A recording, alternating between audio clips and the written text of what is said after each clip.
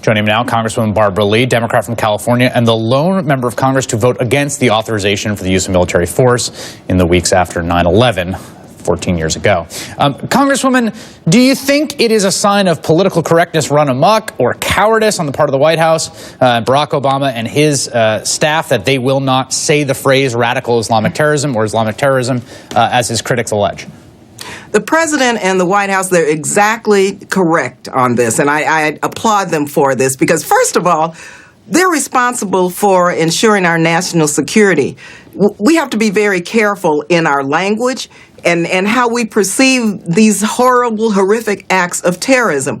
And we do not, I believe, want to see any more anger and hostility and violence in the world. And so they have to be very careful to ensure that our response to terrorism is a response that makes us safer, that begins to dismantle and degrade terrorist organizations, not create more havoc and more anger and more hostility in the world. And so I have to just say to the president and the White House that they're absolutely correct. And I'm not even talking about being politically correct, but I'm talking within the context of our national security. They have to take a very measured response. It must be thoughtful and it must be deliberate. You were the lone dissenting voice in the lone dissenting vote in the authorization of the use of military force passed just a few days, 10 days, I believe, after 9/11, 2001. That created the framework for what came to be known as the war on terror, and which, even rejected as a label, is continued under this White House. Much of the activity is continued, citing the authorization there. What do you think of all this, of people who point to what the horror and the murder in France and say, look, this is what we're talking about. We need to keep waging this war. We need to double down on it. We need to launch a new chapter in it. What I have to say is what I said 13 years ago, Chris. First of all, we have to be very deliberate in our response. I'm a psychiatric social worker by profession. And so fear and anger, must not motivate us to make emotional decisions on such a terrible, terrible national security problem and issue that we have to deal with. Terrorism is very complicated and must be addressed. Killing innocent people, that's wrong, and we have to be deliberate in how we approach it. And so we cannot respond based on the emotion and the fear of the moment as legislators, because we're angry. Everyone is fearful, but we have to understand the context in which we're working and put forth policies that will create less danger and begin to dismantle and degrade terrorist organizations. Not respond with emotion and not respond, with the fear and the anger that all of us feel. Do you think the threat posed by these groups, Al-Qaeda in the Arabian Peninsula, the Islamic State, is commensurate with the Nazi threat of the 1940s?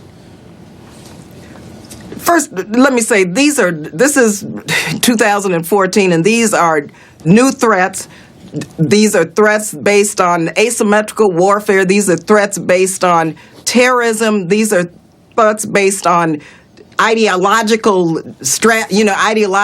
approaches to what I think is a very sick ideology in the world. And so we have to really know that we're dealing with now a new world. We're dealing with people who have, for whatever reason, have been radicalized and who, see others as enemies for whatever reason. And so I think these comparisons don't do us any good. I think we have to really understand the nature of terrorism, what it's about, and how we begin to really address these terrorist organizations within 2014. And I think those are the kinds of issues that have to be debated and discussed in Congress. We're in now another war in Iraq and Syria, Chris. We haven't been able to put forth any authorization, any debate, really to exercise our constitutional responsibility to put forth these arguments and these issues so the American people can weigh in and understand what is actually taking place.